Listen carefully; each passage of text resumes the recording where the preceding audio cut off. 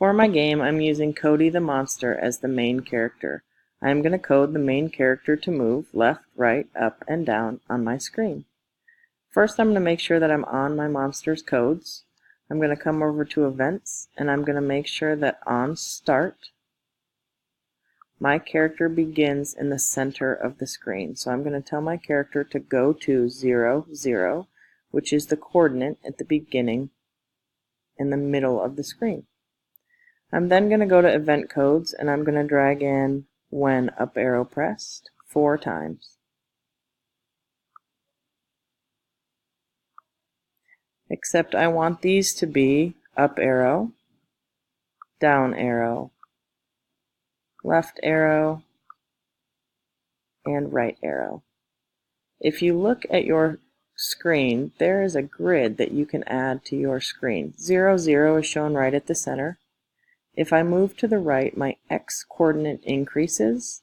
If I move to the left, my x coordinate decreases. The x coordinate is the first number in the address that you see at this bottom of the screen. So I'm going to go into motion, and when I move left, I want to change my x position by -30. This means that my character will move along the x coordinate in the negative direction, which is to the left. If I change my x coordinate by a +30, when I press the right arrow, my character should move right along the x coordinate. Up and down are controlled by the y coordinate, so to move my monster up, I would have a positive y coordinate, and to move my monster down, I would have a negative y coordinate.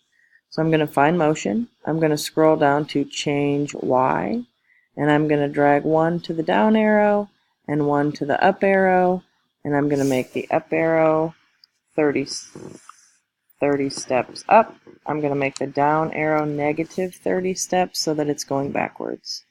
When I press play on my screen, I should be able to press left and right. I should be able to press up and down, and my monster should be coded to move along the x and y coordinate plane.